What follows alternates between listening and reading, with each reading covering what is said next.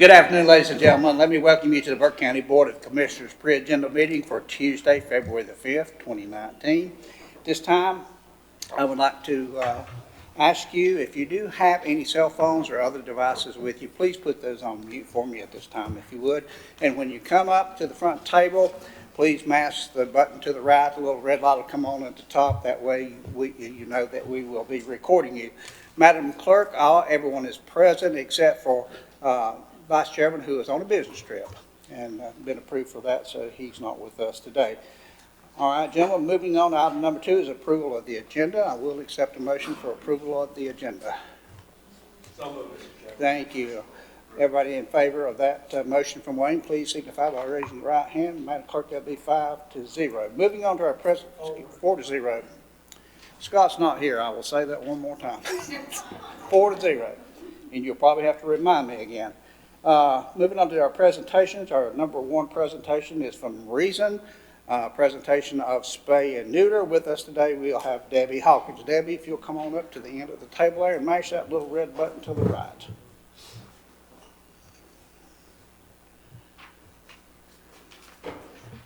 Good afternoon. Glad you recognized I'm not Lynn Jackson. I'm actually the president of Reason, and we will be presenting next Tuesday on an update on our spay and neuter program, the Reduced Euthanasia and Spay or Neuter program.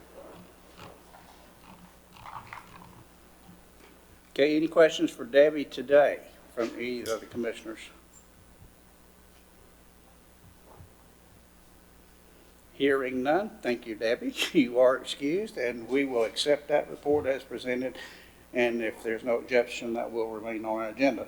Moving on to item number 2 from the Burke County Public Schools is presentation of the financial data for the period ending December the 31st, 2018, and the fiscal year 18 audit presented by Keith Lawson, Burke County Public Schools Chief Finance Officer. Keith?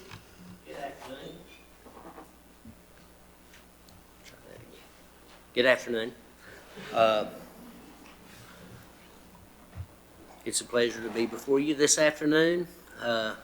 As I was telling Mr. Abley earlier, I walked out and should have paid closer attention to the weather this morning. The sweater vest was a bit much, but this is gorgeous weather, isn't it?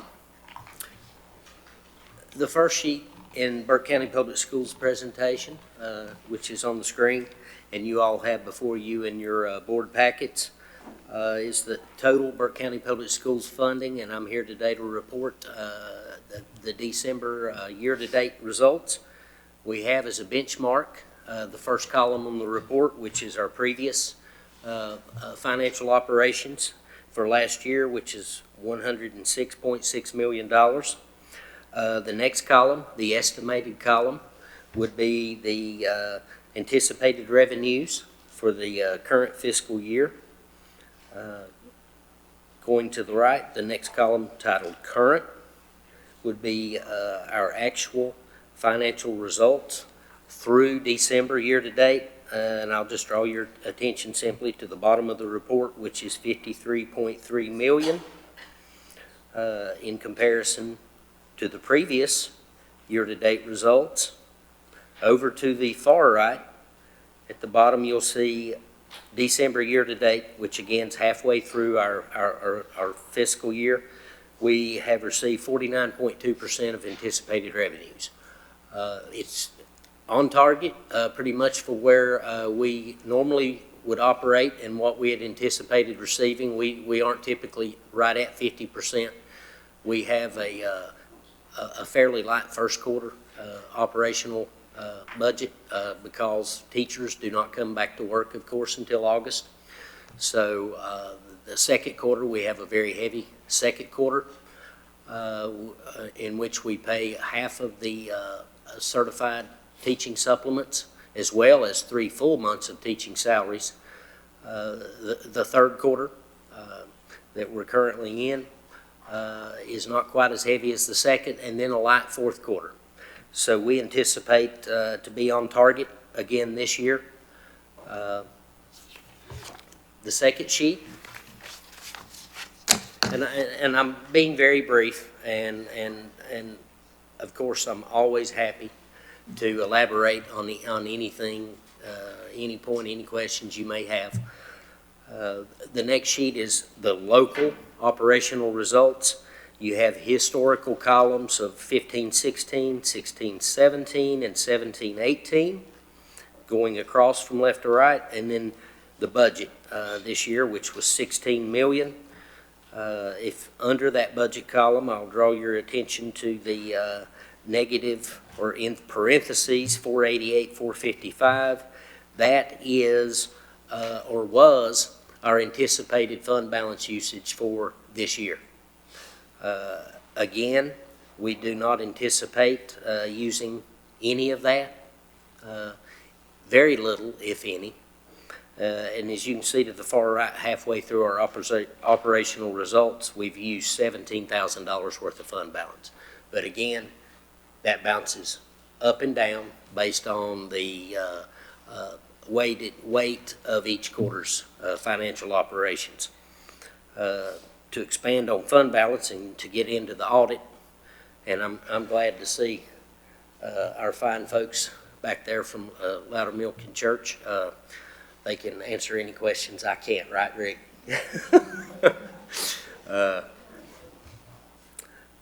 Again, for the 17-18 operational year, we used $98,000 in fund balance. So virtually, when you're talking $100+ million budget overall, we basically had a balanced budget for the previous year. We had 0 audit exceptions, no audit exceptions identified whatsoever.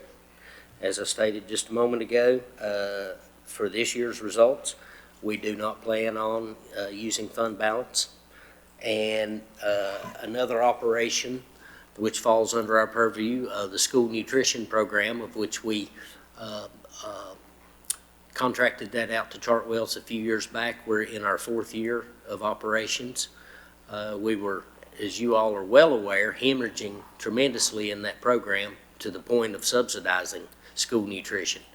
Not only have we improved the program tremendously through our partnership with Chartwells, and expanded the offering, the meal offerings and entree offerings to our students considerably. Last year we experienced a $266,000 profit.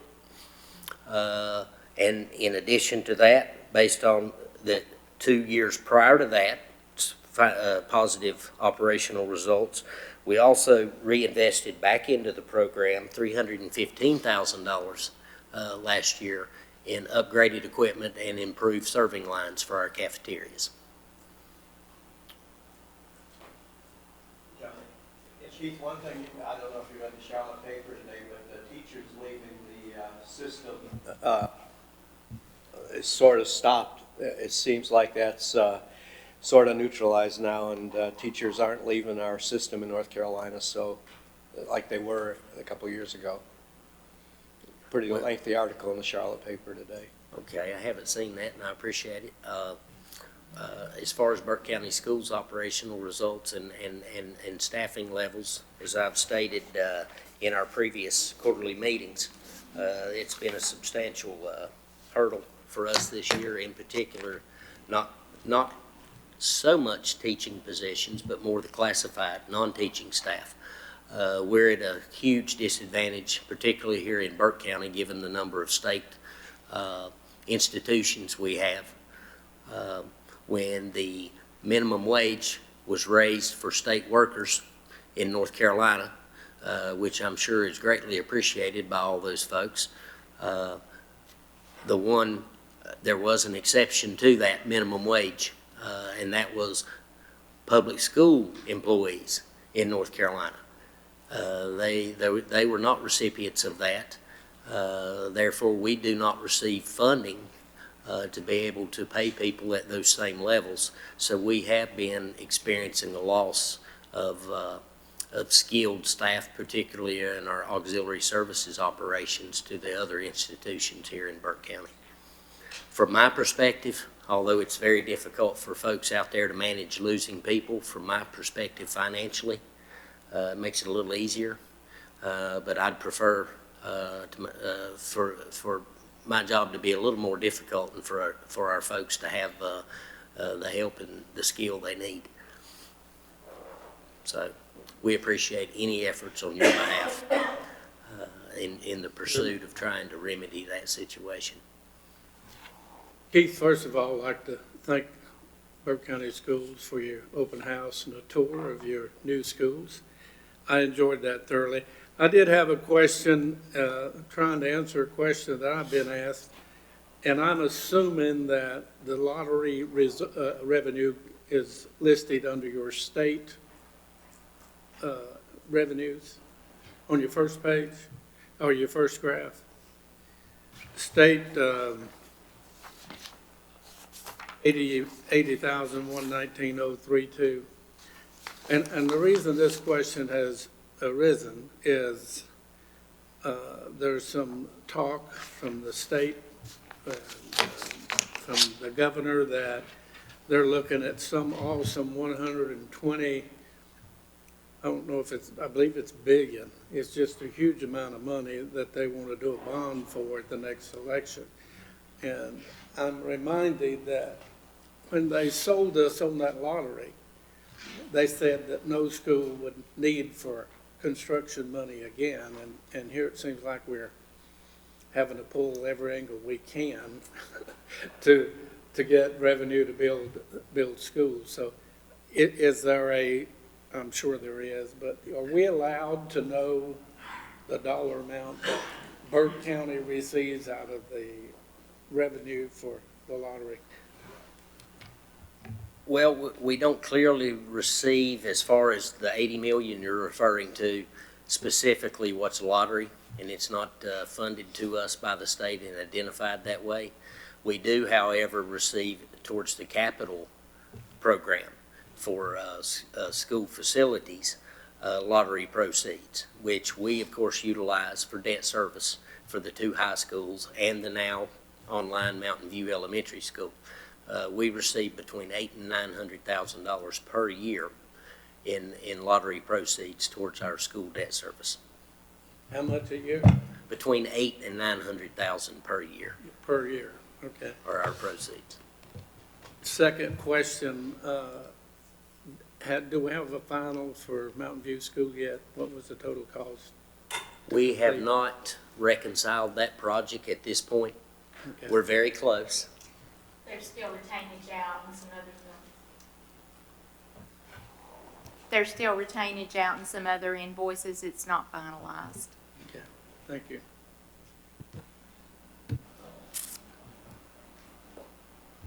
Keith, you want to say anything about your 18 audit? Just again, the 17-18 audit, no exceptions were identified whatsoever. I hope you all have a copy of the audit, if not paper, electronically. But again, 0 audit exceptions. We used $98,000 worth of fund balance in our operations. Our school nutrition fund, again, profited in excess of $200,000, and we reinvested into the program $315,000 in upgrades of equipment and lines for our schools. Great. Other than that, I'm more than happy to answer any questions if you have any specific questions in regards to the audit. All right, gentlemen, any questions for Keith about his presentation? All right, hearing none, without objection, this item will remain on the agenda. Thank you, Keith. Thank you.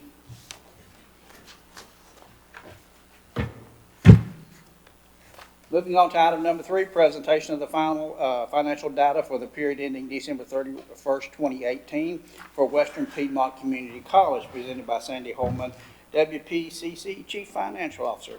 Hey there. Thank you, and good afternoon. I'm going to be very brief today as well. We're going to look at the halfway point for Western Piedmont through December 31st, 2018. First columns there are our state budget, which we have a total state budget of $14,616,968, which through December 31st, we have spent 48.3%. So we feel like we're on target there, even though in the month of February 1st, we were notified that we did have a budget callback. That was not unanticipated with Hurricane Florence and a lot of unrealized tuition receipts, so we were prepared, or are prepared for that. The next three columns are our county budget, with a budget of $2,553,000. We have spent 42.7% of this budget. We do have some pretty large encumbrances for some repair items, but we still feel like we're on target with our county budget as well. The final three columns is our institutional budget, which includes everything that state and county does not pay for, with a budget of $5,789,520. And you can see how the percentage that we have spent with our institutional budget, again, mostly made up of financial aid to our students, financial aid assistance, and then our bookstore as well. Our total combined college budget for 18-19 is $22,959,488, which we've expended $11,049,308, or 48.1%. So on target for mid-year, even with the reversion that came in the first part of the year, we feel like we're in good shape and have no concerns. The next slide breaks down our expenditures by category for our county funding. The top three expenditure categories continue to be made up mostly, or that make up 70% of our budget, includes salary and benefits at 26.3%, utilities at 27.3%, and contracted services at 16.1%. And again, that's the majority of our expenditures, makes up 70% of our county budget in those three categories. I'll be happy to answer any questions that you have on Western Piedmont's budget through December 31st. All right, gentlemen, questions for Sandy on her presentation? Mr. Chairman, just a observation, not really a question. I noticed that salaries and benefits and utilities are about a match for you, and the reason that kind of sticks out to me, that came and changed my meter, and I asked them not to. My power bill has doubled in the last 2 months. But I think just most wondered, people are experiencing that. do what? I think most people are experiencing some increases there. Yeah, so it's those utilities are getting out of sight, and they're begging for another increase this year or so. But I thought it was interesting that those two, just about, it's costing you as much to power the place, so to speak, as it is to pay for your salaries and your help. So Yes. just take a note. Thank you. All right, gentlemen, any other questions for Sandy? Okay, hearing none, without objection, this will remain on the agenda. Thank you. Thank you. Have a great evening. Have a great day. Moving on to item number 4 on our presentations will be from the library. Presentation of Morganton Public Library Facility Study presented by Jim Wilson, our library director, and he has with him today RBSA Architects. Good afternoon. I figured since my name was on the agenda, I ought to at least say something. So just a couple of quick things before I turn it over to our consultants. The last time we had a facility study was back in 2008, so it's been quite some time. It was a comprehensive study that looked at all 3 of our library sites. The main thing to come out of that study was first, the consultant, and it's a different consultant than we have now, indicated that we had less than half the square footage we ought to have system-wide. The other thing the consultant did that was very helpful for us was to take all 3 sites and list them in priority order of their space needs. And at the top of that list was the library in Hildebrand, followed by the library in Valdez, and then Morganton. And thanks to this board and our county administration, we've marked number 1 off the list. Number 2 is getting ready to be marked off. So we are left with 1 facility, and that's the big facility.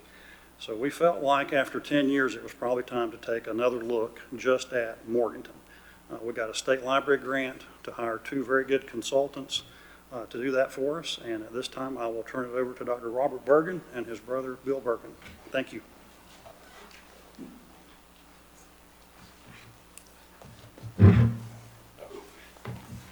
Welcome to our meeting, gentlemen. Hey. Good afternoon. This thing's got a pretty good range. As Jim mentioned, we were asked to do a space needs assessment, and if I can figure out this, which button to click. Oh, okay. Okay, technical help is here.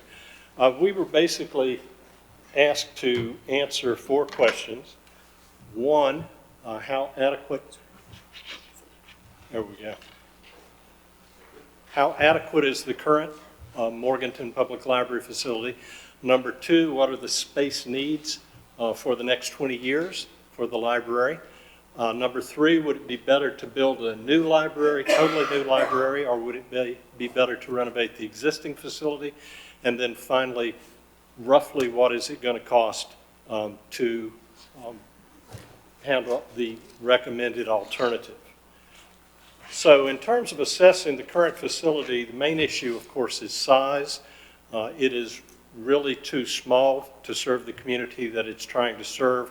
And I'm going to give you some more numbers on the next slide. But it is also smaller than 5 of the 7 headquarters libraries in the surrounding counties.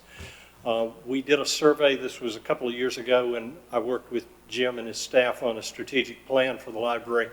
We interviewed library users, interviewed community members, and basically got a lot of confirmation that for them, the library is just too small. Typically, public libraries add space every 20 years, and it's almost been 40 years since any space was added to the Morganton Library. So we kind of feel that it's long overdue. How much space is needed? There are a number of standards and a number of formulas that you can look at to estimate how much library you need for a given population. We're estimating that by 2037, 20 years from now, you're going to have about 61,000 people in the area served by the Morganton Public Library. And so you're going to need space for books, for user seating, for computers, for staff, for meeting rooms, and our numbers come up roughly with 35,700 square feet. You currently have 18,000, so you're pretty much talking about doubling the size of the library. The standards also recommend almost 180 parking spaces, and that's way more than the library has access to now, even borrowing from the church and the museum next door. Obviously, you have a couple of options. One is you build an entirely new facility. The advantages of doing that, you could get a more efficient layout, you could better support the modern technology, you could build a green building or more environmentally sustainable facility, and so forth. On the other hand, you could renovate the existing site or expand the existing facility, and there are several advantages to that. Satisfaction with the current facility in some ways, benefits of the current location, and the fact that it fits in with the City of Morganton's Master Plan 2017. We would recommend, and again, a lot of this is informed by talking to people, almost all of whom wanted to keep the library on the current site. So we would recommend retaining the current facade and the original library structure from 1935, demolishing the rest of the current facility, demolishing the other structures, which are mainly houses on that block, and replacing the demolished part of the current facility with new construction. So you would have a little bit of old and a good bit of new. And I'm going to, at this point, turn it over to my brother, the architect, to kind of walk you through some drawings. Thank you, Mr. Chairman and Commission. What we have, of course, are 2 options, new or reuse and renovate and expand the existing.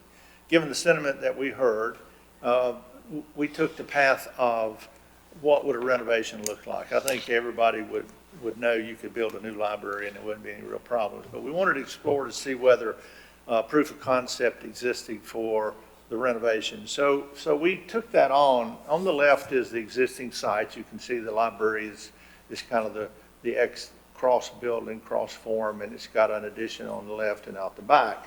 And then you can see the 6 houses on the side. And that half a block represents land and building that's available for library use. The site plan on the right is kind of again, aerial look of what an addition might do. You save the original building in 1935 and you add on new addition. And then you build parking in the back area. So if you take the new parking and add it to the museum parking and maybe supplemented by the church's parking lot, you begin to get close to the 179. You're not quite there, but you're really close. And again, since you will have a large segment of pedestrian traffic using this library, it's probably going to be good. So we felt like that the site supported a library stand here if that's what the commission chose. This was kind of how the site plan, the floor plan develops. You can see the blue color is the existing, and then all surrounding that back wing is the new. We would have two entrances, one from the front for pedestrians, one from the back for people coming in cars and parking in the parking lot. But it allows us to have a much more open library. And when you do designs for library, you want to be open, because over time we have found that interest of the public changes, and you need to be able to grow ranges. And if it's chopped up in small spaces, pretty soon what happens is the ranges have to go to another room. And so the public has trouble following the Dewey Decimal System or the alphabet to get to the books they want. But this gives you much more flexibility. And so we do have a main floor that matches the main floor of the existing, and it has staff areas, areas for the friends, of course, support areas like restrooms, and then all the different departments. In this particular case, this floor has the fiction, nonfiction, and technical books that you have, plus your computers, and then popular materials. On the lower level, as you do now, you would have your children's room down there, and we also are moving the history room down there because we have some more space down there, and it's somewhat isolated, but we have found that patrons who want to find history books will find the history books no matter where you put it, because they have that much interest. But anyway, we also have a larger meeting room that can be divided in half, so you'd have two meeting rooms. I know the programs that the library have now, they have to operate all those programs really out of one small meeting room. And in fact, when they have multiple meetings at the same time, they go upstairs and just take a section of the library. This would give you two large meeting rooms, plus the ability to move a petition, so you have one very large meeting room. And then it has a good story telling area, so when the children are active, you still have those two meeting rooms. So that's how that supports. I want to just do some quick images. We did choose to do a style that matches the traditional look of the original building. It could be a contemporary compatible, but again, for the idea of the concept, this gives you an idea of what it may look like. This is the library now. If you look at it from King Street, I think that's King. And then as you start going around the corner, this is how the new additions would develop. We have two additions on each side that kind of mimic the size of the original building, so that it looks like it's to scale. And you can see what that might look like as you keep going around the building. You can see from that aerial where the new is and the old. We tried to change the color so you'd make that clear. Walking on around the building, we'd have entrances on Catawba. Make sure I get these right. Concord, College. And then this is the drive-through, so you inclement whether you can drop people off or pick people up. And then this is just an aerial that shows the rear of the site, where you see all the new parking and the new addition and the vehicular entrance in the rear. All right. And then, of course, there is the question of estimated costs. What we did was we looked at several library projects from 2018 and found that the average cost for those was about $267 per square foot. So if we're looking at, I think, roughly a 36,000 square foot building, you can do the math. Then you're going to have to add about 10% for furniture, fixtures, and equipment, and you end up with a project that's roughly $10.5 million if you did it today. Now, obviously, that cost may change with inflation. It may change depending on the materials that are selected and the contractor and so forth, timing of the project, market conditions. But we think roughly you're going to be looking at a $10.5 million project, but it would give you a library that would be adequate to serve the population that the Morganton Library serves now and 20 years into the future.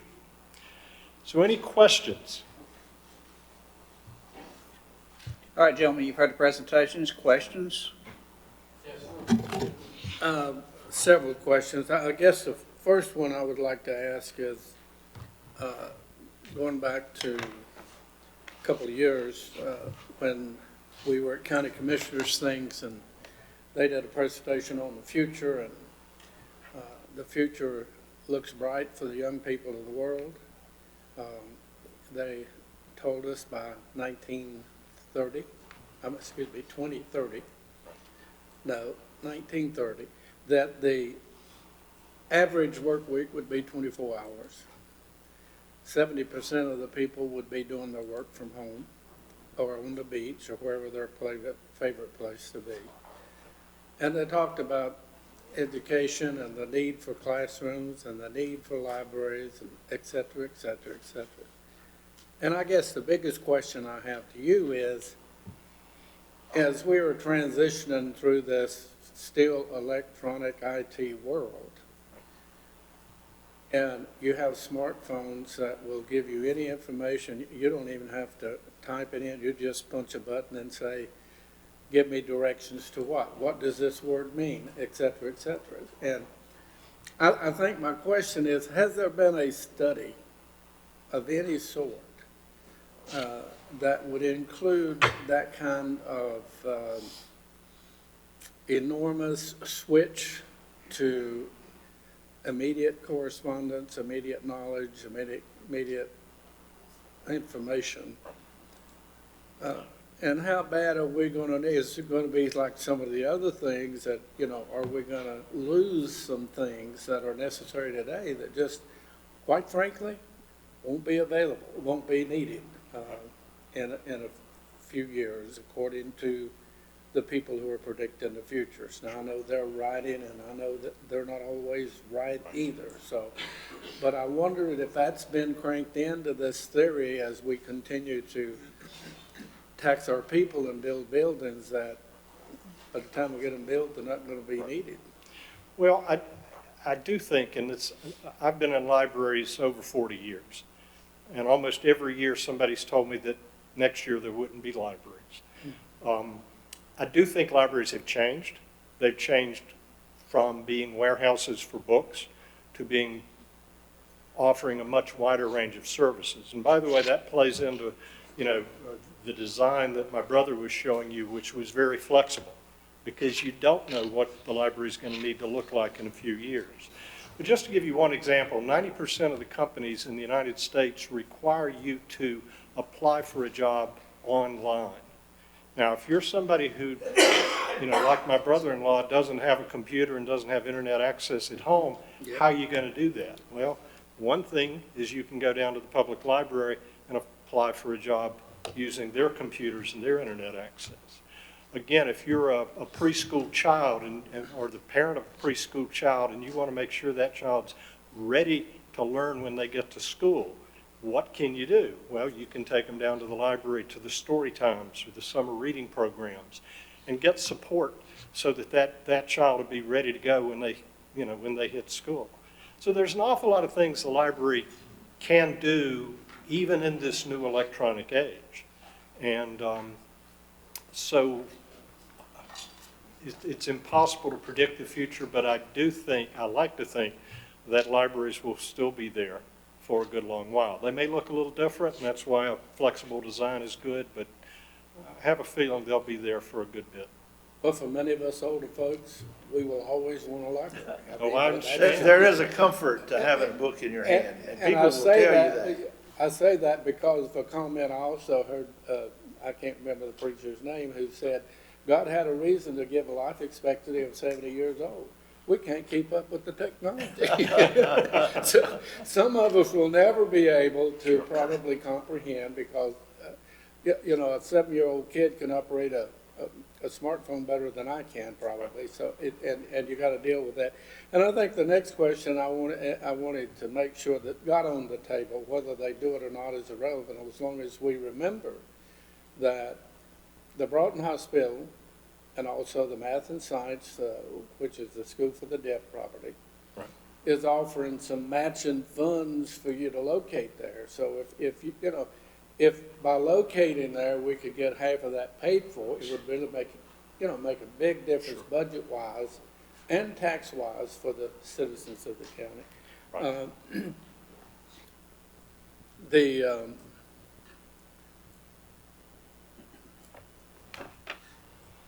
Let's see.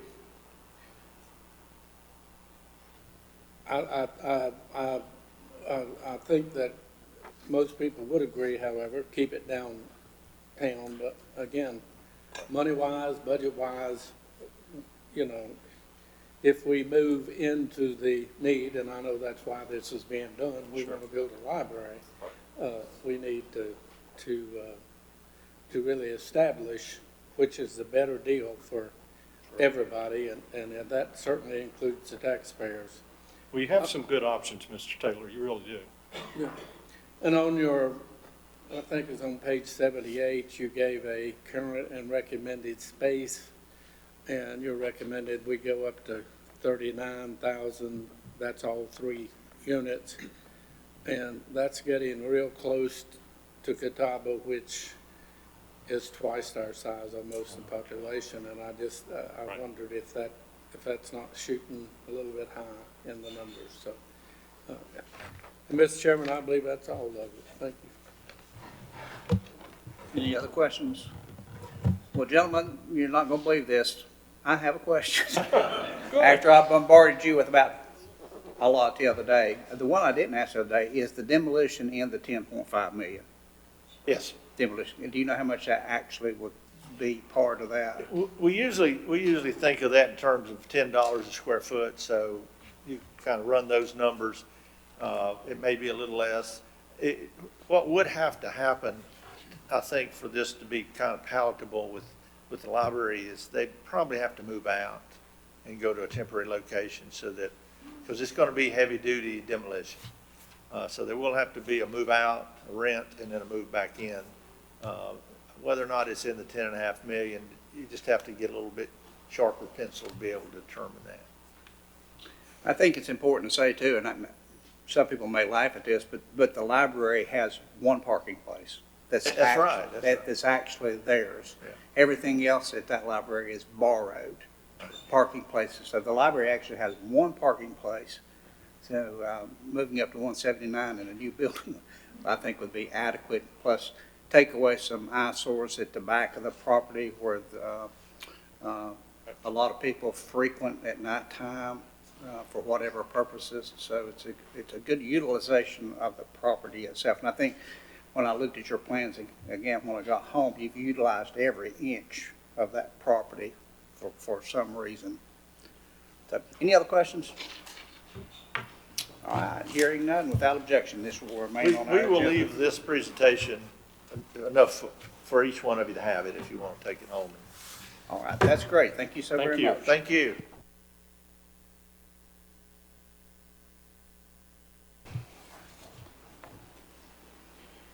Moving on to item number 5 on our agenda is the tourism, presentation of the history of tourism in Burke County, presented by Ed Phillips, our Tourism Executive Director. Ed? I'm live now. So thank you guys for having me this afternoon, Commissioners, Chairman. So the first thing I'd like to do, those of you that were not present for our Celebrate Tourism Luncheon back in October, is we've created a 3-minute video on the history of tourism in Burke County, and I think you'll find it very interesting, and I'll ask them to roll the video.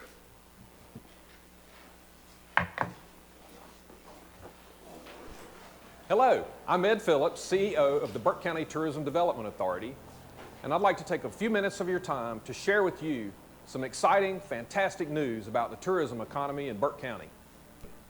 But first, did you know that Burke County has been a tourist destination since the late 1800s? When the Western North Carolina Railroad crossed into Burke County around 1880, This area was opened up for visitors to come enjoy the refreshing Mineral Springs hotels at Connolly Springs and Glen Alpine. The railroad brought them, and many stayed the entire summer. The Waldensians came from Italy in 1895, and they stayed forever. George Vanderbilt stopped in Burke County and searched for land to possibly construct his massive estate.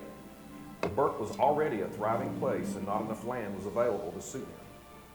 As automobile travel became more reliable and the first U.S. highways were constructed, motor courts popped up and provided overnight accommodations for weary travelers. Then the interstate highways changed travel patterns again, and the Holiday Inn brand became synonymous with comfortable travel and swimming pools at each location. Interstate 40 became the lifeline for tourist travel into western North Carolina, and Burke County was in a perfect location. Attractions and visitor resources became increasingly important. Here in Burke, we were blessed with a national forest, the Linville Gorge, and lakes and rivers for outdoor recreation.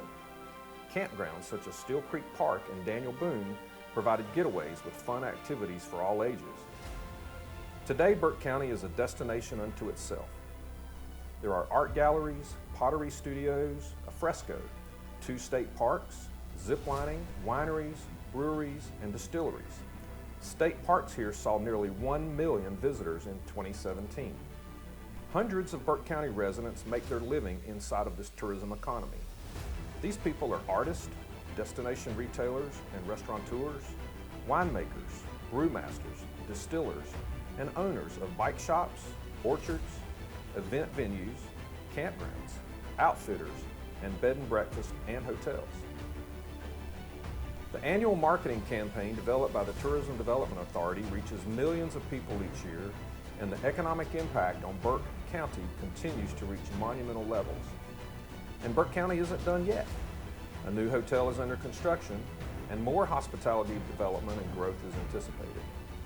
According to the North Carolina Department of Commerce, in 2017, visitors spent $101 million in Burke County. This is the first time visitor spending has crossed that amazing amount of money.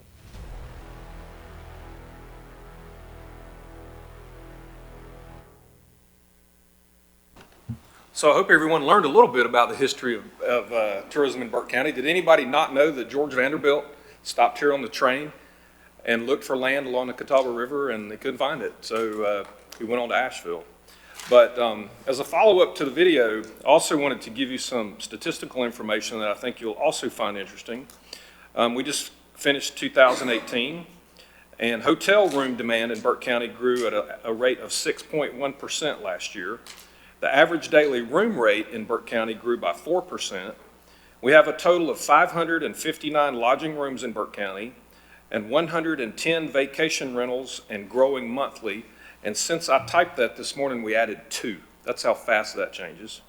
Vacation rentals through Airbnb collect and report both state sales tax and Burke occupancy tax. And in 2018, our lodging revenue, that is the amount collected by those individuals, was up 10%. Year to date, 2018 through 2019, our fiscal year, the occupancy tax collections are up 13% on average. So in 2017, visitor spending, as we talked about in the video, is $101.28 million. Total retail sales for the same period in Burke County was $682 million. That tells us that 1 out of every 7 retail dollars is a tourist dollar.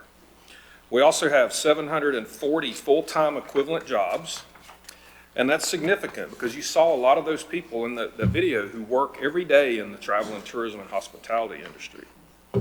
Also from the past year, we had more than 30 magazine and newspaper articles were produced by writers who attended our annual media tours.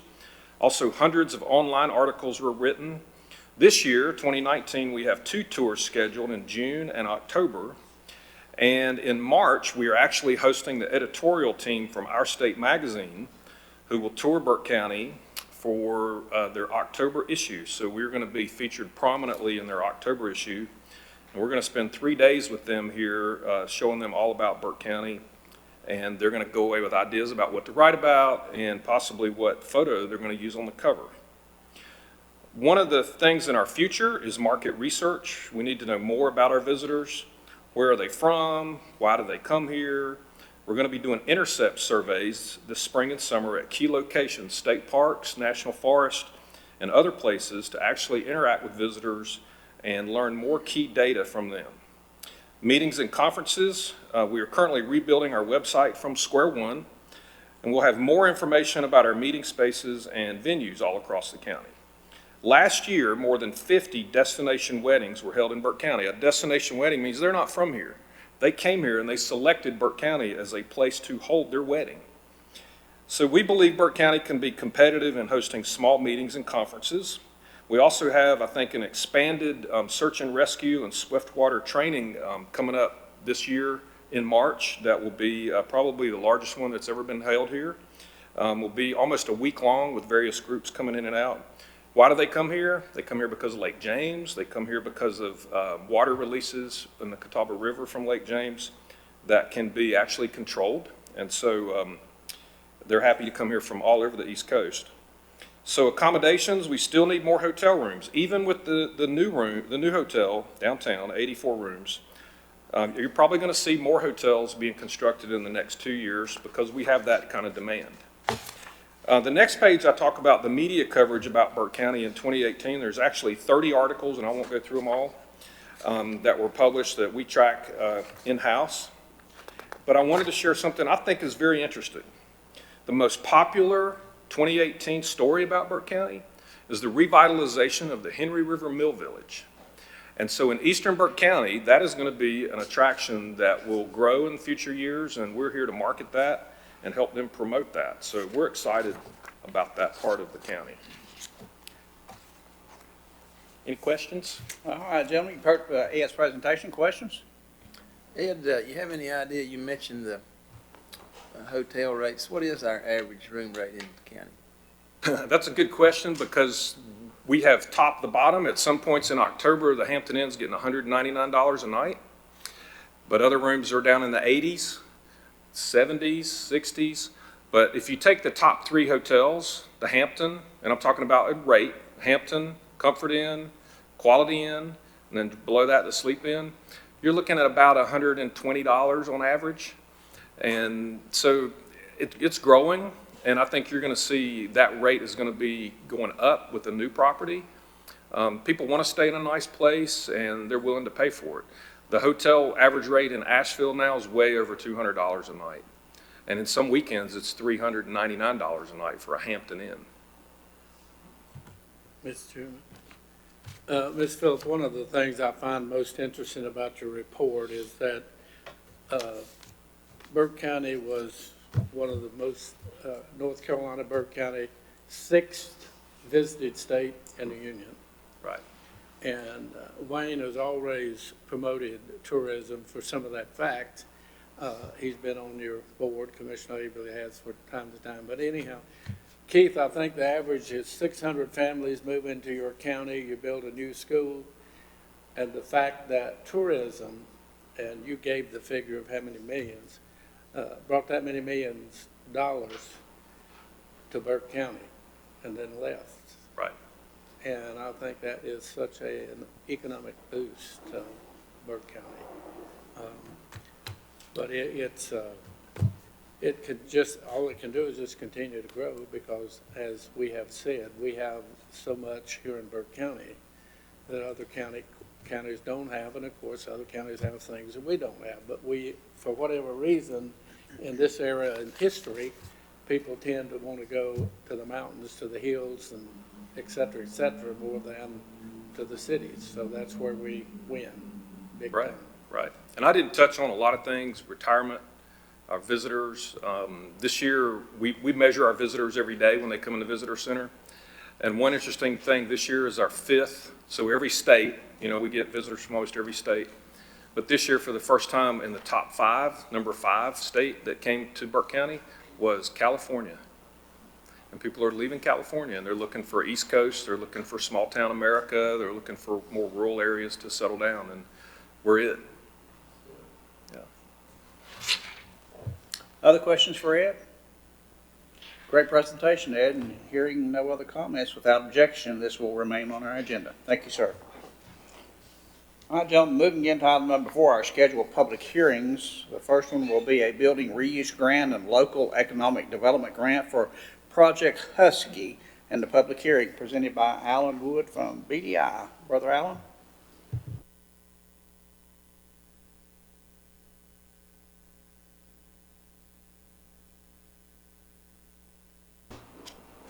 Didn't realize it cut off. Thank you for allowing me to be here today. Project Husky is a company that is looking to move into the location or into the county in an existing building. We are looking at a building reuse grant on this property. The projected jobs for that are 50. That's what they're looking at, a minimum for the first 2 years. Total jobs projected on this are 232. Average wages a little above $42,000 a year. The projected new investment is about, this is in addition to the renovation, is between 11.5 and $15 million.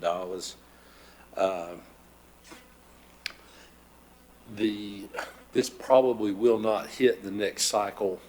It looks like it would go ahead and drift into the April, May, but I thought we could go ahead, since we already had it scheduled, we'd go ahead and have the public hearing and get the resolution approved, and we'd be ready for the application when the client has everything ready to go on this.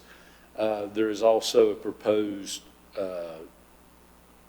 grant towards new tax base. This is just new tax base of 70% for 7 years. This is similar to other projects of this size that we have offered in the past. The state is looking at a job development investment grant in the amount of $2 million. There is no local match required. Go back, there is a 5% local match for the building reuse.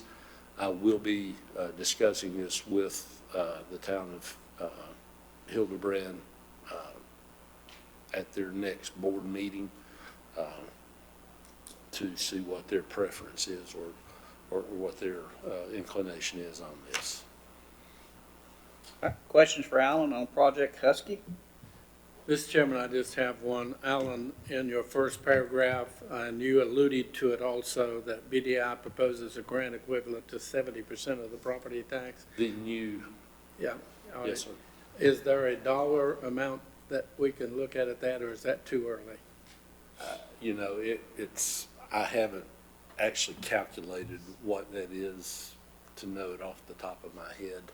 Okay. Any ballpark? If it's 11.5 million, I could give you one here just a second.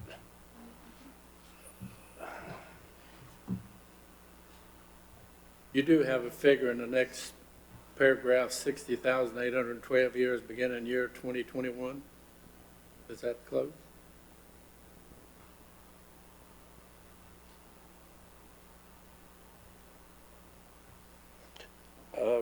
At 11.5, it'd be roughly $56,000 a year. Yeah. Okay. I mean, that's at 11.5 million if my hasty math is correct. All right. Thank you. And it will slide depending on exactly what that tax valuation is. So that's what I was thinking. Is the reason I asked if it was too early to get that number. Yeah. Yeah. I mean, these are just estimates based on, you know, we don't know exactly what the equipment looks like and what the totals are, and so all that will change. But we will have a baseline established prior to anything being approved. Good. Thank you. Any other questions for Alan on this project?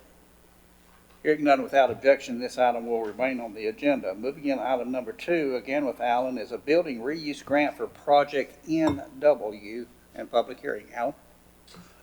This is a plant expansion.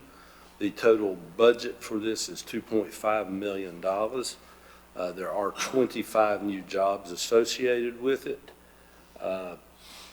We would ask for a building reuse grant in the amount of $312,500, which is $12,500 per net new job.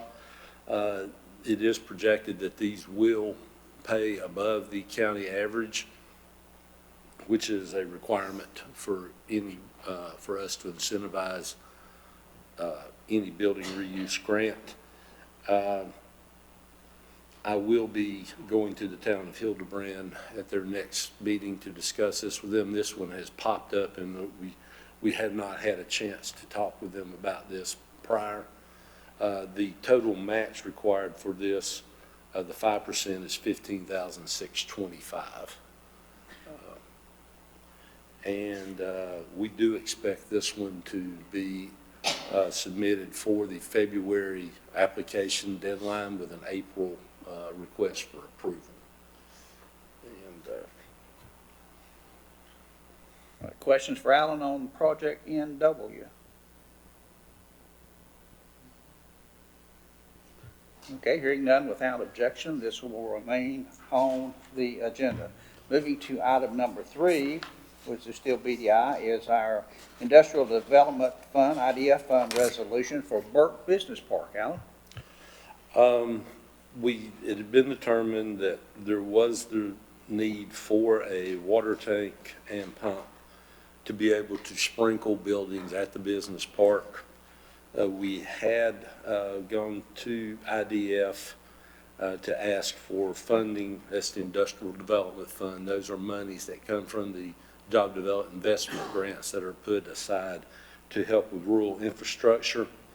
They had approved roughly $1.9 million for this project. There is a local match plus or minus of 25%,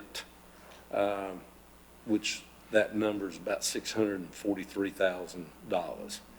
There is $228,000 that is in an account that's restricted for business park use that is held in BDI, which would be able to be subtracted from that required match, leaving roughly $415,000 of match that has to be offered. I have had discussions with the city of Morganton, and they are checking now to look at doing the engineering work, which we could also use against that local match. I don't have that. I've provided them with what's required, and they're working on that for me right now, but I don't have their response on this yet. So the actual cash match on this is a range, and I'm sorry I haven't been able to get this down exactly, but it would be, if they're able to do the engineering work totally, then it would require $265,000 of cash match. And if we had to go outside, it could go up to a total of $415,000 for the match on that. But I may have, I won't guarantee, I'm trying to have that answer for you prior to actually having the public hearing on this, to have that number narrowed down where I'm a little more precise. We have provided them what they've asked for to take a look at this and see what they can come up with for us as far as taking care of the engineering work on this. All right, questions for Alan on the IDF resolution? Mr. Chairman, one, Alan, how are the other 5 entities that's involved? Are they all in agreement to do their match, or? What we had done is, the way that we have established it is, if the county takes on the match, then they would be, as this park is built out, new tax base would go to retire this amount of money first before they, so there's not a cash match, but it would be reimbursed from the new tax base generated by the business park first. So we do an addendum to the resolution on how funds are divided among the partners. So the first money that's generated with a new business goes to retire this match. And then after that, the 5 entities would separate the taxes per the agreement as it was established. Got you. And you'll bring additional information to the regular meeting? I hope to have the information. I can't guarantee it. They're working on that as far as the engineering report goes.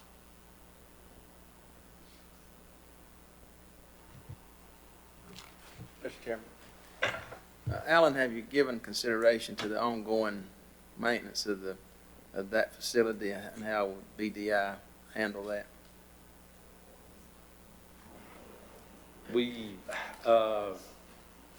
really the only maintenance that's required at this point in time is, to keep it bush hogged, et cetera. We haven't looked beyond that as to what it would require.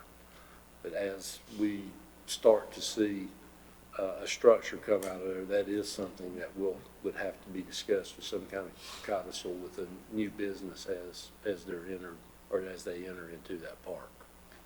One thing you may consider is a utility fee for each of the entities that might go in there to help recover, or at least cover the maintenance costs for the pump facility, the tank facility that I presume the park would continue to own indefinitely as part of the process.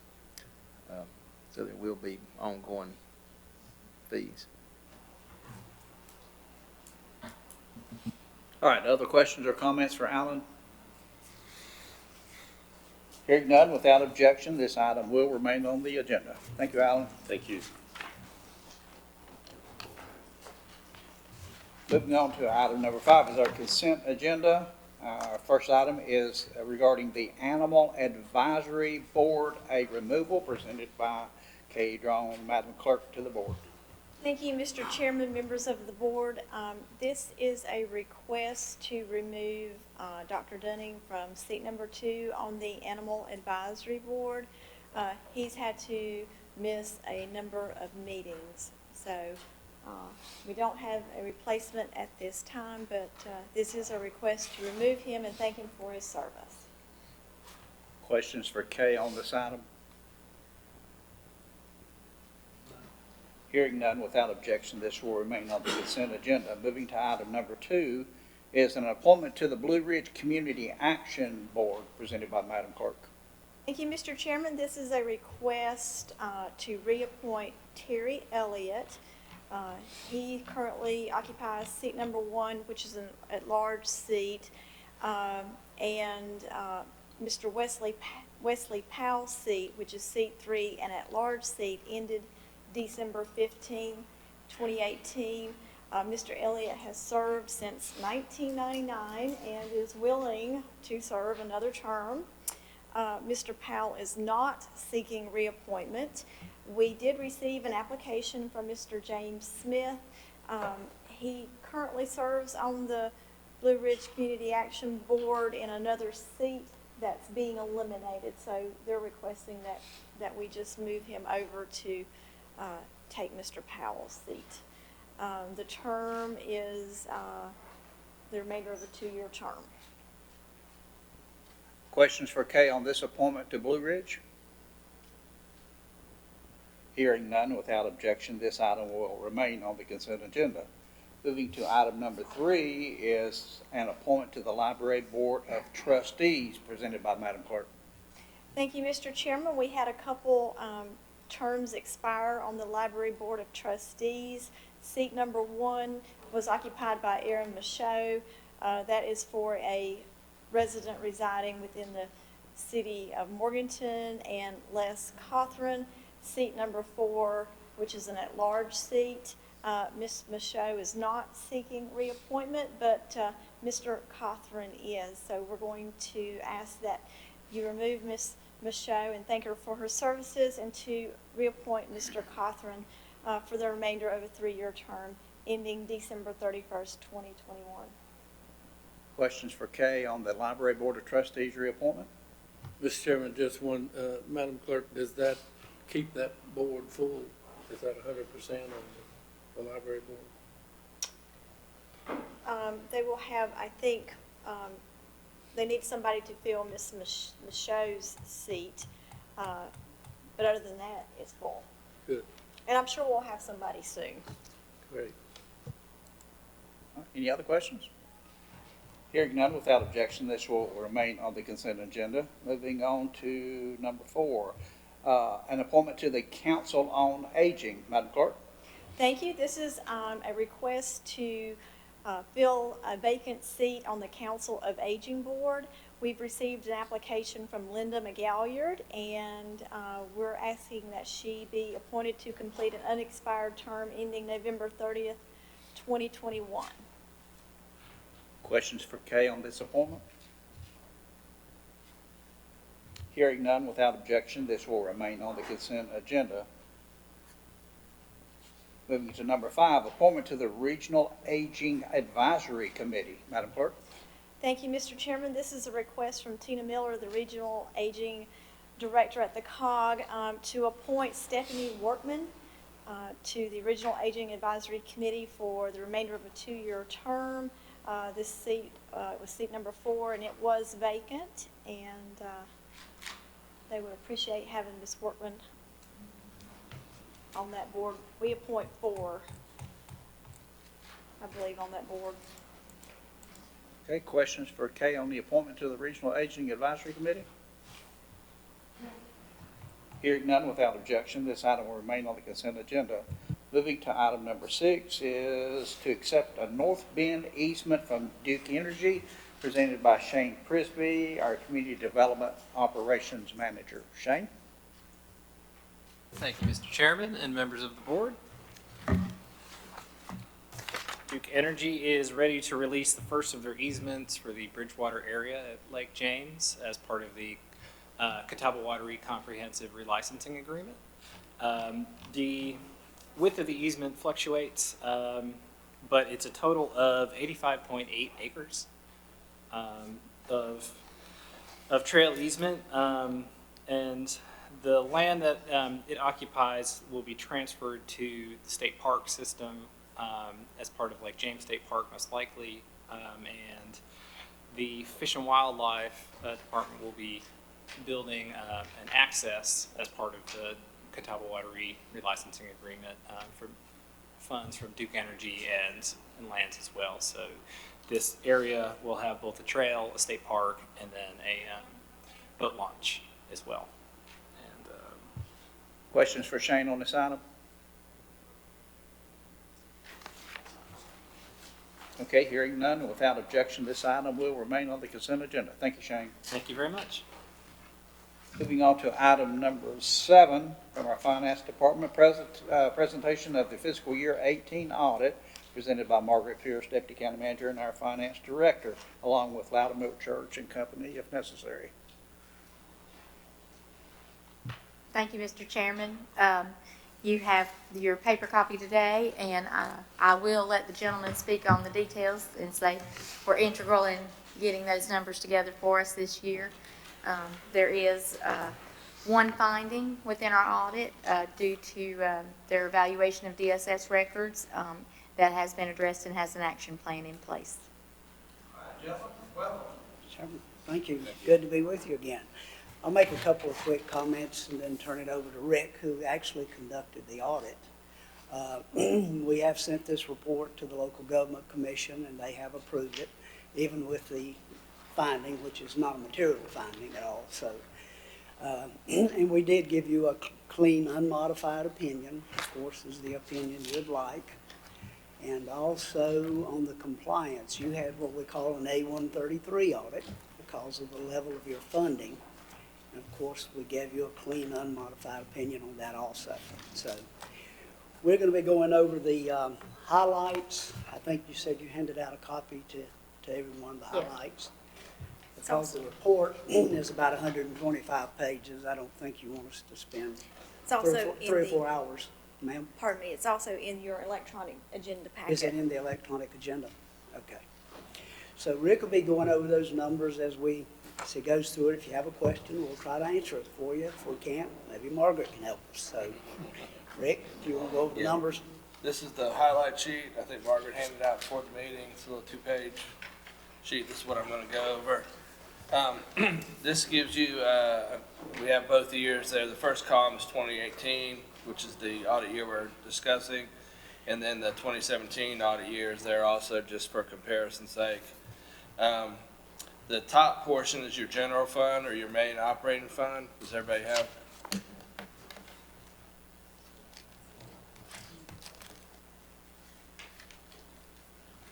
So the first part there, general fund is your main operating fund. You can see cash and investments at the end of June, $26,983,966. And total assets, which includes that cash and investments, was just under $32 million. So your total fund balance in your general fund was $23,138,704. You took in just over $75 million in revenues, and the expenses for the year were $77,513,039. You had some net transfers in of $3,421,271. So your increase in your fund balance in your general fund for the year ending June 30, 2018, $999,451. As far as ad valorem taxes, the current year levy, you collected $49,154,063, which was 98.58% of the levy. And then there also, just for some additional information, you had about $300,000 in interest income in the general fund for the year. The next section is your proprietary funds. This is your water sewer fund, your waste collection fund, and your waste disposal fund. Cash and investments at June 30, those funds was $2,147,795. And your total assets, including all the fixed assets for the systems and such, $21,015,550. So your equity or your net position at the end of June in those funds combined was $14,438,141. Operating revenues for the year was about $6.6 million, and you had operating expenses of about $6.4 million. You also had some non-operating revenues that netted out to about $142,455, and then you transferred in about $95,000.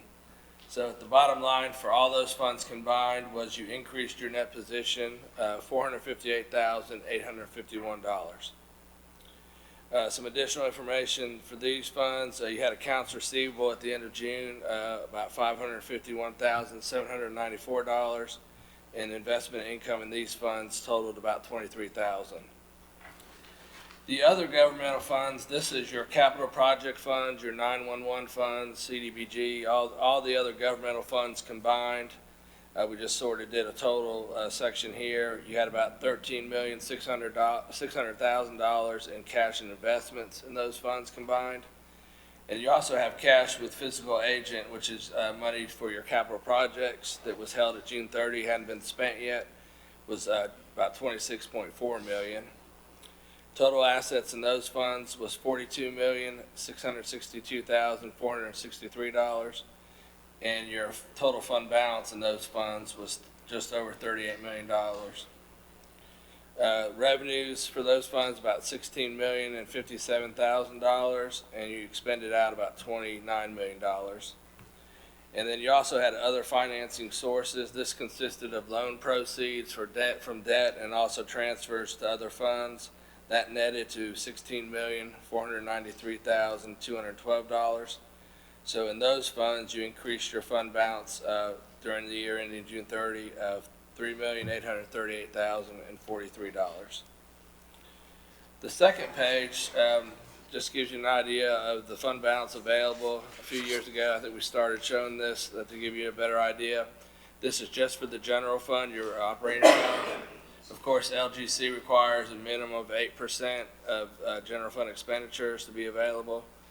And you can see for 2018, you had available fund balance of about $19.2 million, and your expenditures and transfers out in the general fund was just over $81 million.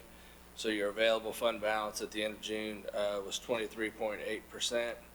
And then the last line there just gives you an idea for in your peer group what the average was, and it was 35.86%. these numbers that Rick presented, the general fund, of course, is on the modified accrual basis of accounting, which is the way you budget. It's not on the GASB 34 full accrual basis. Those numbers get kind of confusing sometimes, but this is the way you budget. And proprietary fund is on the full accrual basis, and the other funds, other government funds are on the modified accrual basis, which is the way you budget, which seems to work better for us to present those numbers like that. Okay, gentlemen, questions? Mr. Chairman, I didn't get this sheet, but I didn't get the other information till late Friday, Saturday, and just not enough time to absorb all this information. But Margaret, if you could look at the fund balance just for a second on that, all of them are high. 23 on one, and the one at the bottom of the page under other government funds, 38,258. And I am guessing, assuming that that fund balance is high because we still have expenses for the next 5 or 6, we really have a half year to go. And so some of those monies will be expended. Will we end up with that much money? These totals are as of the June 30 Yes. of 2018. They're not part of the current fiscal year. Yeah, that's correct. But on last year, we did not have that fund balance number at the end of the year from Paul. Mr. Taylor, are you talking about the general fund, or which number are you looking at? I'm talking about the general fund at this time. That number went up by just under $1 million this year. We did have all the rest of those. 22 million, or 18 million was the available fund balance last year, and it's at 19 million currently.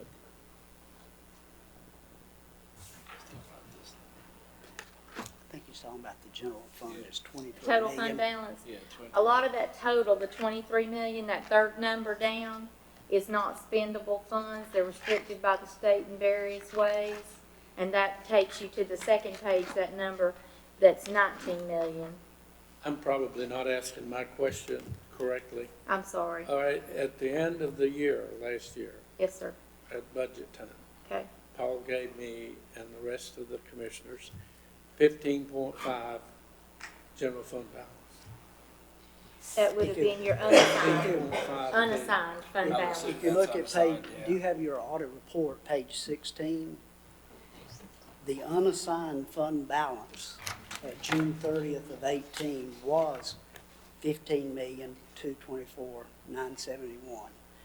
Other assets like restricted by state statute, et cetera, is not in that number. So the total fund balance is 23 million. If he was giving you just the available fund balance, it would have been the 15 million. If you look on page 16, under the general fund, am I answering the question, Margaret, correctly? You are answering what the unassigned, but I'm, Mr. Taylor, I don't think we're answering your question from the looks of your face. Sorry. We would always want to have some funds on hand. 8% is 1 month's operating funds. Yeah, I'm aware So, of that. Yes, of course, the 24% that we have, just under 24, gives us 3 months' worth of operating capital on hand. So that's why we would always probably have a fund balance near that. Yeah. Your 8% is correct, but the question is still a valid question to me. How do we have that amount of fund balance? And at the end of that, of the if you look 18, and Paul gives us 15.5, 15, and he said his numbers are 15.2, close enough, but there's some excess according to this statement. You have 23, 15 from 23 gives you 5 million more that we were not given the exact figure on, or whatever, wherever that other 5 million is. Correct. the number I believe Paul was giving you was what's available. We have, and that's where page 16 would help. So 4.6 million is restricted by the state, state stabilization. That is receivables, payables, cash that we're not allowed to spend because we know it's earmarked. And then you go down, the register of deeds, that's our automation funds that are restricted by state statute for specific expenditures under that statute for register of deeds, automation, enhancement, and preservation. Social services, those are restrictions again. Anything under that restricted section, which is going to be about the 5 million you're talking about, has a statutory or other legal requirement that we are not allowed to consider it spendable unless it's specific to that program or statute. The assigned, the 2.2 million that's taken out, that is because that was set aside for the current budget, the 18-19 budget. So we're not allowed to consider it spendable fund balance in the report. That's how you come back to that 15 million figure, which is right at what Paul gave you.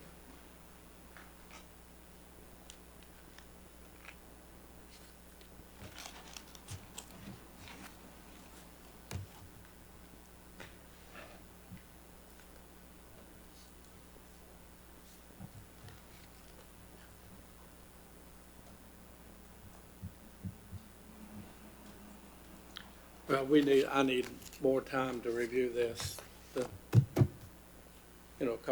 This is a lot of detailed information. Mr. Chairman, I recommend we move this one to a decision. We don't need this on consent agenda. Getting this information today.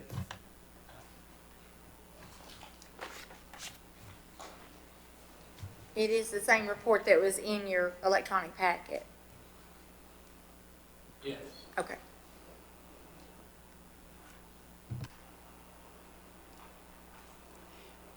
And we're more than happy to meet at any time with you to go through it in more detail, Mr. Taylor. We're more than willing to meet with you any time to go through it in more detail. It is a lot of information.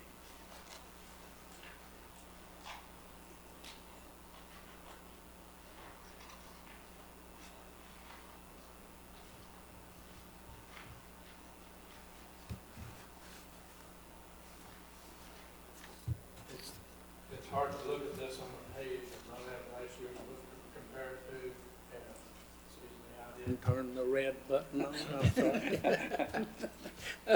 It is difficult to look at this page and not have last year's book, which I do have, to look at, and it's just, might not have a question. But the opportunity needs to be there to discuss this more if we do have questions. So it is your desire to move this from consent to decision, am I hearing you correctly? Sure. Madam Clerk, move it to the decision item. Are there anything else that needs to be answered today? All right, hearing nothing else. Madam Clerk, if you will move that over to a decision item for the presentation. Gentlemen, I'll have to require you to come back to our Tuesday meeting in 2 weeks to answer any other questions that may occur at that time. Any problem with that? No. All right, thank you, sir. Okay, moving on to item number 8. This will be appointments to the Local Emergency Planning Committee, and that will be presented by Mike Willis, our Fire Marshal and EM Director. Afternoon, Michael. Thank you, Mr. Chairman. Just right quick, we've got a few positions that were open and need to be reappointed. Chastity Petite has moved on to another position within another company, and she's no longer affiliated with United Way like she was. Beth Anderson has moved from SAFT as their safety director to another Catawba County company. So she's no longer in our county. And we would like to reappoint Peter Minner Paul Phillips, Commissioner Carswell, Spring Williams Byrd, for a 3-year term, and to appoint Jeffrey McDaniel with Hexion for seat number 15 for 3 years. All right, questions for Mike on these appointments to the local emergency planning committee? Oh, okay, hearing none, without objection, this will remain on the consent agenda. Thank you, Michael. Yes, sir. Moving on to our item number 9 is a contract for fire protection services for the George Hildebrand Fire and Rescue Department. Again, Mike Willis. Thank you, Sheriff.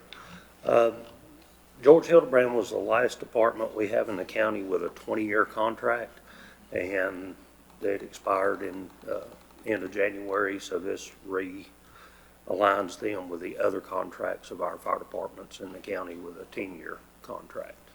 So it's all the same stipulations and circumstances. It's just renewing the verbiage and bringing it up to what the rest of them are. All right, questions for Mike on the renewal of the contract with George Hildebrand Fire and Rescue? Mr. Chairman, I don't have a question, but in looking at the contract on both of these issues a little bit, we're supposed to get an account of their, an audit on their budget if it's over 100. Yes, sir. And we just, I don't remember how long it's been since we've got one, and I just wonder how many of them are due or should have been done, or is everybody okay? Is everybody well? I don't know. So, yes, sir. The finance department doesn't release their tax monies until they turn in an audit to the finance officer. So Margaret gets them every year. how many of our fire departments, do you know right off the hand, how many have to send in an audit? They all have to do some type of audit. It's either an evaluation or it's the money thing. The $100,000 that dictates which type of audit, but they all do report an audit to the finance director. Madam Clerk, do we as a board view those? Do you know? Generally, I think they just go straight to the finance office. I think it requires the county commissioners to review that in the contract. Commissioner Taylor, I have no earthly idea. I'm going to have to do a little bit of checking on that one. Madam Clerk, would you please inquire as to what is the procedures, and if we are, please let me know. Okay. It says a written audit report prepared in accordance with generally accepted accounting principles is required to be submitted to the Board of County Commissioners no later than October 31st, following the fiscal year end. Okay, does it say we have to vote or approve that? No, It says submitted, okay. It should be provided, though. We should get. Okay. Would you make sure Commissioner Taylor gets a copy of that, and any other commissioner that may want a copy of that? Can we do that? Sure. All right. Thank you, ma'am. Any other questions from Mike? Okay, hearing none without objection, this item will remain on the consent agenda. Thank you, Michael. Thank you, gentlemen. Moving on to item number 10 is a resolution in support of Partners Behavioral Health Management as our county's choice for its own LNEMCO. That will be presented by Ms. Tara Conrad, PBMH Regional Director of Community Operations. Tara? Thank you, Mr. Chairman, members of the board. I believe you have the resolution letter in your packet. So with this letter, I want to do 3 things. One, tell you a little bit about the purpose of the letter, a little history, where we are now, and the outcome of the letter. So the purpose in writing this letter was to really inform the Department of Health and Human Services of some of the innovative things Partners has done as far as developing a quality network of treatment providers here in the county, doing some innovative approaches to treatment, such as the Burke Integrated Health Center here in the county and a therapist co-located at DSS, and also our extensive work with our community stakeholders and our elected officials such as yourself here in the county. If you guys recall, back in 2011, three MCOs or three local managing entities formed partners. We were required by the state to be a local managing entity, and so we started serving Burke consumers in July of 2011. In January of 2012, we were mandated to become a managed care organization as well as a local managing entity. And it's in that managed care organization where the state is looking at bringing physical medicine up under managed care organization and operations of managing that particular care for individuals that receive federal funds such as Medicaid.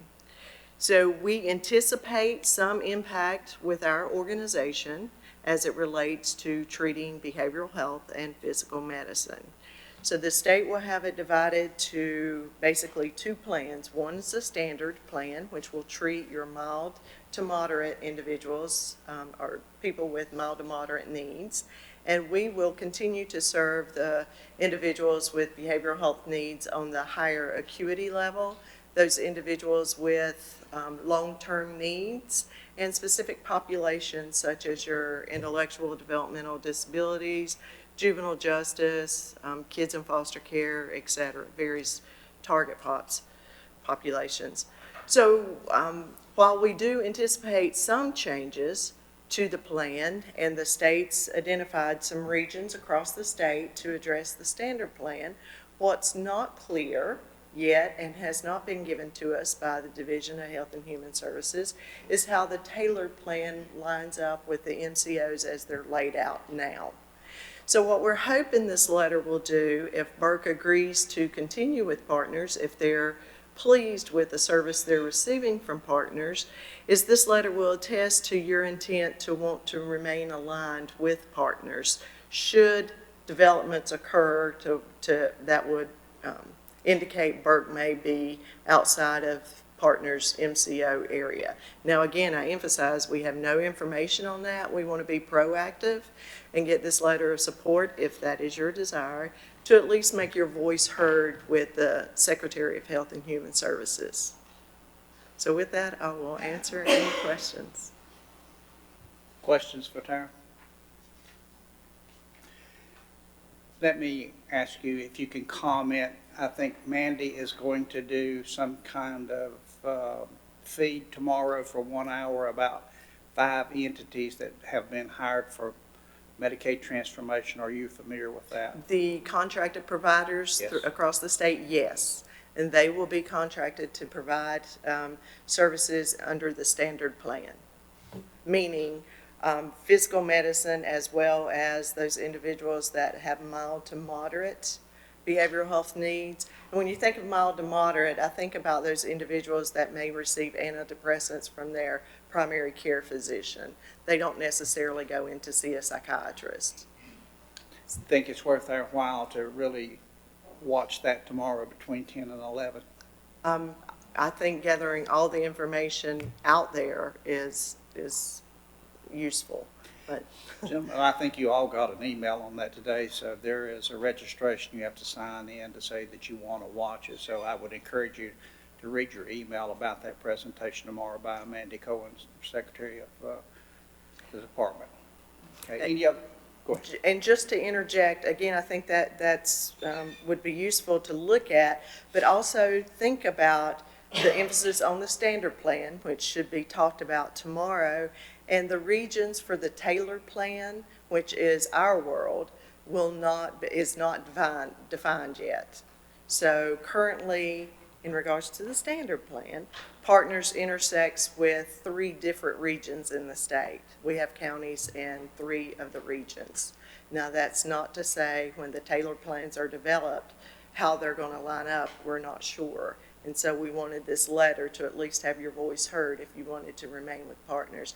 And again, as in statute 122C, counties have the right to choose which MCO LME they would like to align with.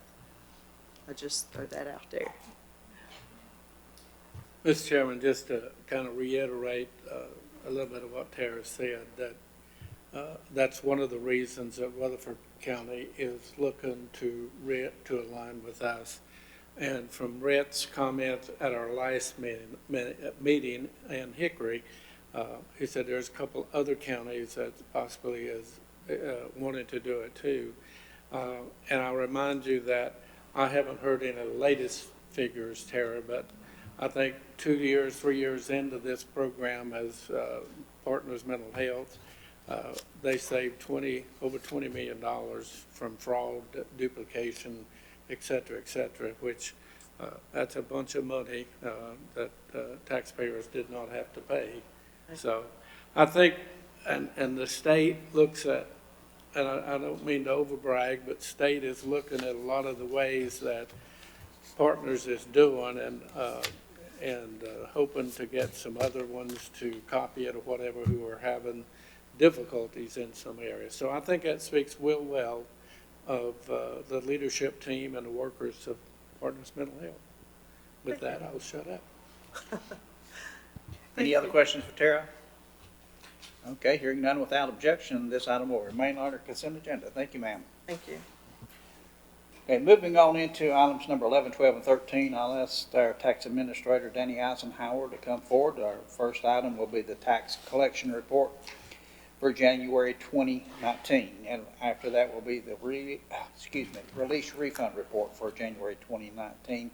And then the third item will be to advertise the 2018 delinquent real property taxes. Danny? Okay. Good afternoon, gentlemen. Thank you. As far as the tax collection report, we have property tax collection in the amount, we're at 96.03% collected. Motor vehicles at 58.51% collected, which gives us a current year taxes of 92.28% collected. Delinquent taxes were at 56.2%, and late list penalties were at 53.84%. Any questions on the current tax collection? All right, hearing none, let's move to the next one, Danny. Okay, on release refund report, we had the report amount of $84,626.21. Rebuild was $675.34 with a net release of $83,951.87 and refunds in the amount of $514.76. There were no vehicle tax refunds. I do want to make one point.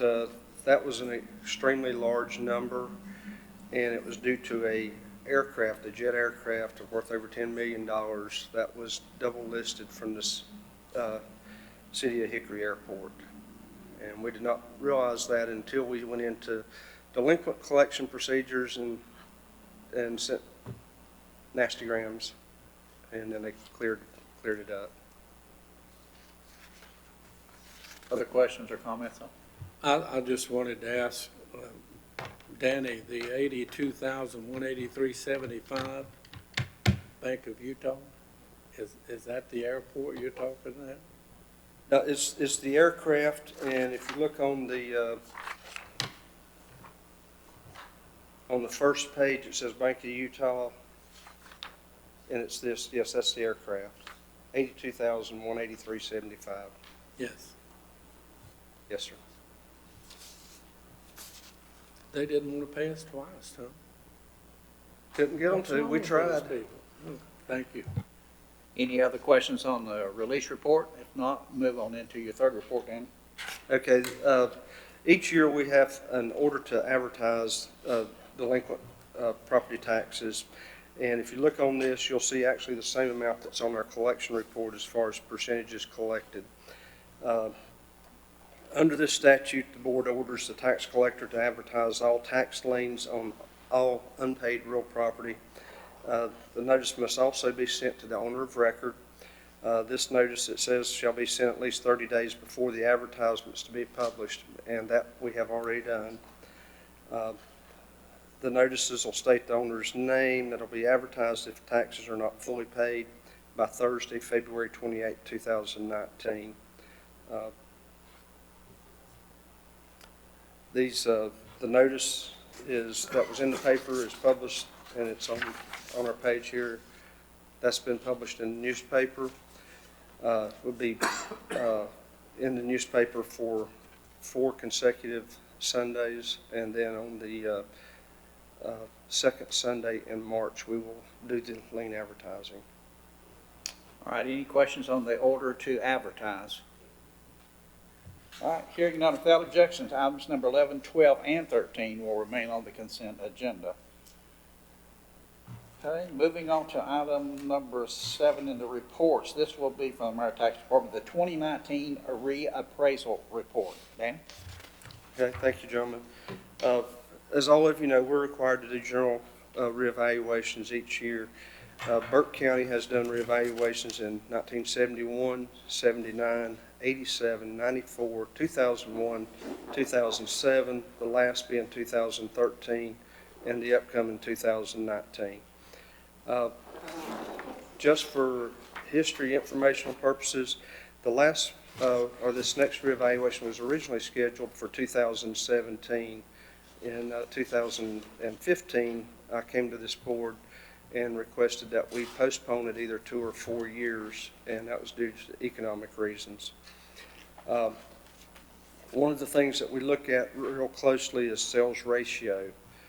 And sales ratio is the value versus what things are actually selling for, the tax value versus what they're selling for. I've given a couple examples of that on there. Of course, the goal of the reappraisal is to value all properties within the county at market value, along with being fair and equitable between all those. A sales ratio of around 100 signifies market value. To accomplish this requires maintaining correct data, reviewing sales, applying the schedule of values properly. Staff are constantly conducting these on-site field reviews to check the data and accuracy and make necessary changes. They follow up on all building permits, property transfers, sales, and exemption applications. They do this because the data is the backbone of our property value. It must be correct when it comes to the schedule of values. The 2019 schedule of values is a document that was approved by the Board of Commissioners in October of 18. If you remember, we did that down at the Hildebrand location. Once approved, the schedule of values was applied to the property data, the results that are what represents current market value. I have a sheet attached. If you look at this, this is current through January 9th of where we stand. County overall, we're about a 7.2% increase. In case you wonder what all the different columns stand for, you can see the total market value for 2018, total market value for 2019, the dollar change, percent of change, and then we also have the taxable. What we're concerned with is the taxable amount, because this total market value includes all of our exemptions. So this is broken down into each taxing district. You'll see that this goes anywhere from basically a 0 to about almost 14%. It's still a moving target at this point in time. So it's not something we can bank on, but it should give us a pretty good indication of where the counties and different municipalities and fire districts will end up.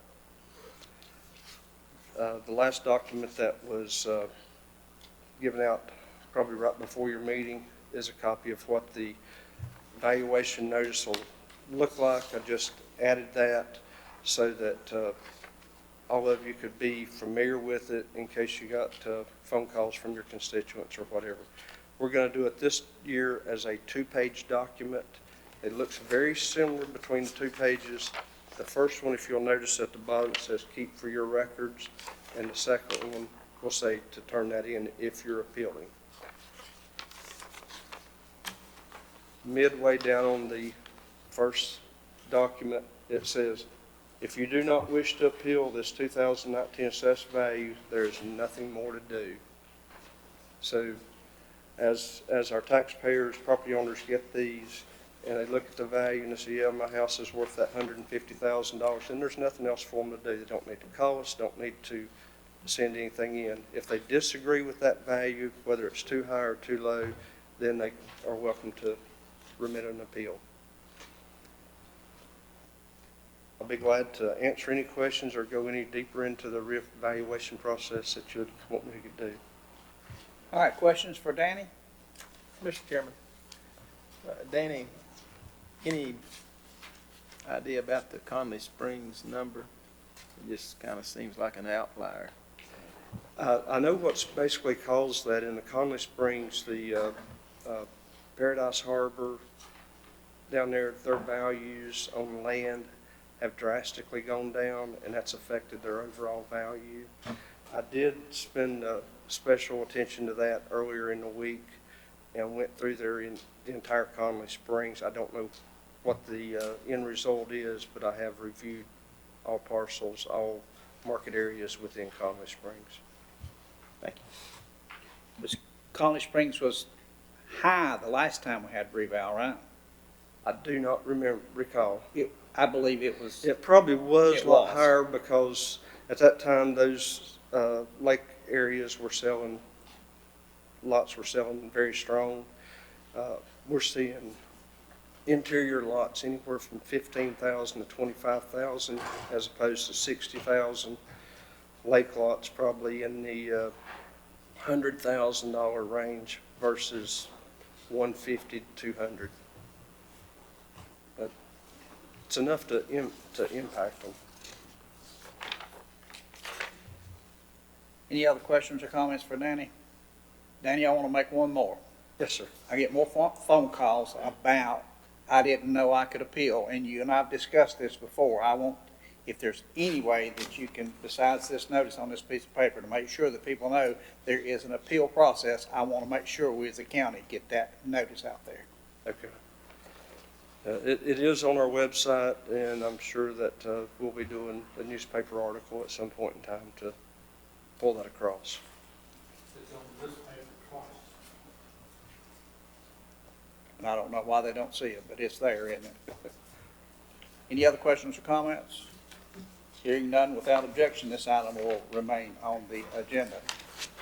Thank you. Thank you, Danny. I'll fill in for Miles. Okay.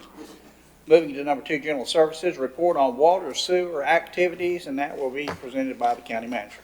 Mr. Manager? Thank you, Mr. Chairman. Members of the board, our water services department's been going through quite an experience with meters dying and having to replace those, and I've asked not Carson, but Miles to provide you an update in case people are talking to you about it and issues that they may have experienced. We have unbelievable weather today, and I told him to stay in the field and change meters out while we can, because that is an important part of everything that needs to occur to get us back on our normal track. So he's not here, but it's just more of an informational report to you. All right, questions for Brian? Hearing none, without objection, this item will remain on the agenda. Moving to item number 3 from finance is our county financial report for the period ending December the 31st, 2018, presented by Margaret Pierce, Finance Director. Margaret?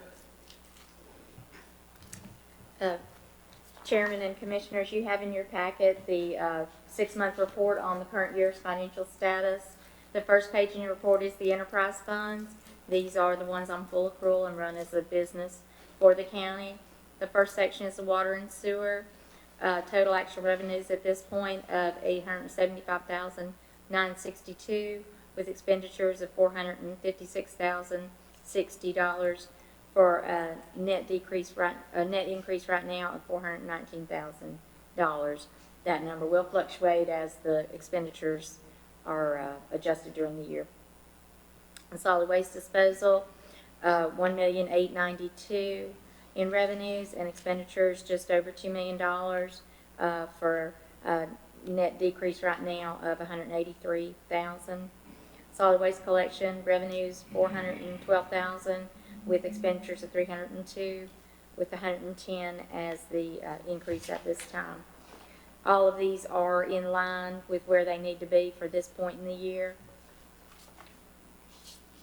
On your second page, the general fund, the overall budget of $85 million, we are at approximately $49 million collected for the year. This is right on target. Sales tax is always slightly behind because you're 2 months behind on it. So the fact that it's not at 50% should not be a concern at all on that one. expenditure totals for the year right now are running just over 37 million, with a average percentage of 44%, excuse me. You see some are higher and lower. Transfers, for example, we do those in January for the first 6 months worth of needs. Any questions on either of these reports? All right, gentlemen, questions for Margaret? You, Mr. Chairman? Yes, sir. Are we running pretty well true to years before? No, Yes, sir. and I read your report, there's no unusual activity, et cetera, et cetera. So we might call ourselves normal for the moment, right? Sure.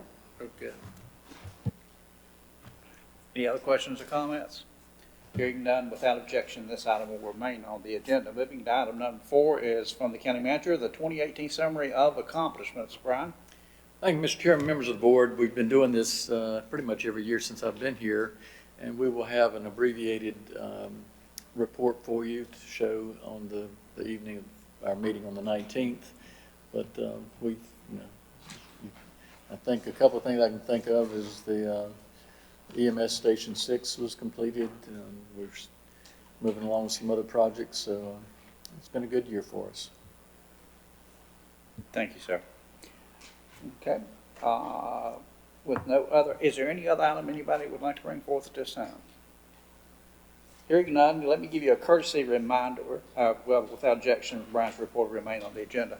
Let me give you a courtesy reminder that we do have a budget presentation meeting on February the 22nd, beginning at 8:30 a.m. right here in this boardroom. Bring your sleeping bags. We'll probably be here for a while. So, February 22nd. Any other announcements that need to be made at this time? If not, I'll entertain a motion to adjourn. All in favor? Everybody made that motion, Madam Clerk. 4-0. Got it right. Thank you, gentlemen. Your agenda has been set for our Tuesday meeting.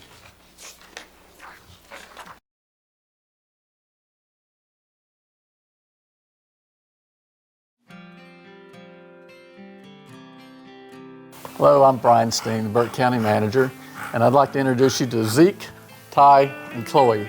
They're my 3 pets, and I adopted them all from rescue agencies. I hope if you're thinking about getting a dog or a cat, you'll consider contacting our local rescue agencies and adopt one. If you have a cat or a dog, I hope you'll also consider having them spay or neutered to help us reduce the number of unwanted pets in Burke County. Whatever you can do to help us would be appreciated. And in a moment, we'll show you some contact information for both the rescue agencies in Burke County and agencies that can help you with low-cost spay and neuter. Thank you again. I hope you have a great day.